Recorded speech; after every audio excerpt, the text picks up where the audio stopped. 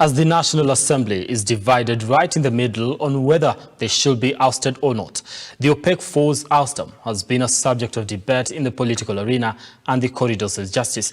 With the ongoing proceedings at the National Assembly's Justice and Legal Affairs Committee hanging by a thread after a petition was filed at the High Court seeking orders to stop the hearing. It is a process that was initiated by 4 petitioners, David Ndwiga, the Republican Party, Geoffrey Langat and Owo Steve, who accused Independent Electoral and Boundaries Commission Vice Chair Juliana Cherera and Commissioners Francis Madenge Wanderi, Irene Masit and Justus Nyang'aya of violating the Constitution. A process that has the political class divided, with the Kenya Kwanza team calling for the ouster of the 4 commissioners, while Azimio side defending them. But what does the Constitution say about the removal of a commissioner? A reading of Article 251 gives you reasons within which you can have a commissioner vacate office. One, if the commissioner has gone or acted against the law, either the Constitution or any written law.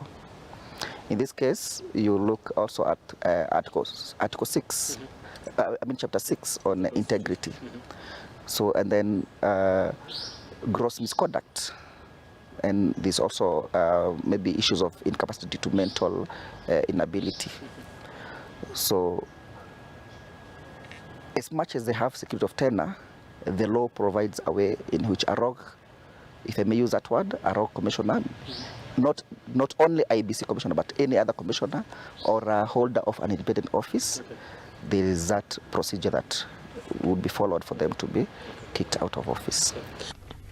The petitions before JLAC are based on August 15th events when the 4 commissioners walked out of the Bomas of Kenya and distanced themselves from the presidential results, calling them opaque. The hearing of these petitions has seen the Kenya Kwanza government branded a regime out for revenge, bringing about a Twitter spat between the president and the leader of opposition, Raila Odinga. The opposition leader called on the 4 commissioners to boycott summons before JLAC, saying Parliament was usurping the role of a tribunal, as its role was limited to summoning petitioners and deciding whether issues raised warrant setting up a tribunal.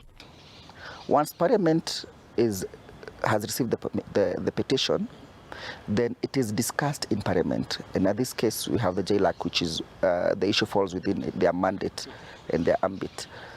Once JLAC hears the petitioners and makes a recommendation that there are issues that have been raised that are of gross misconduct, that is a violation of the Constitution and or written law, then the Parliament through JLAC would recommend to the President to form a committee. Now that committee or the tribunal is the one that now he has sits to listen to the petition proper. The 4 embattled commissioners were set to plead their case in the ongoing JLAC hearings beginning Monday, November 28th, a process that could be hanging in the balance as a petition is filed in court stopping the hearing. According to Advocate Otieno Dianga, his petition seeking the removal of Independent Electoral and Boundaries Commissioners Wafula Chebukati, Abdi Guliye and Moya Bolu was ignored. Dianga has accused the National Assembly of disregarding his petition and opting to act upon the current ouster hearing of the 4 IEBC commissioners. Dianga argued that alienating his petition contravened the Constitution, which advocates for equity and non-discrimination. A part of his petition reads, and I quote, Article 10 of the Constitution establishes the rule of law, good governance, equality, human dignity, and non-discrimination as some of the principles of governance. I stand to be prejudiced if the removal proceedings are conducted without considering my petitions. Actually, if I may take you back, Brian, there is also another petition by Juliana Cherera herself, because she went to court on Friday and said that under the rules of natural justice, no one can be condemned unheard. So she was given 4 days by the JLAC to appear before the panel, before JLAC on Monday. So she says 4 days are not enough. I have been engaged in other official duties.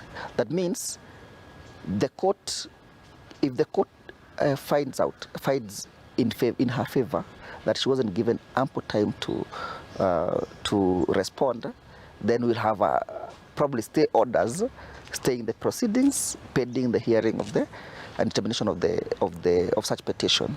Members of Parliament allied to the Kenya Kwanza, however, argue that they will bundle them out of office, saying they failed the integrity test. Already, Azimio members of JLAC boycotted Thursday and Friday sessions after staging a walkout. Now that is the story that will be forming the basis of a discussion this morning.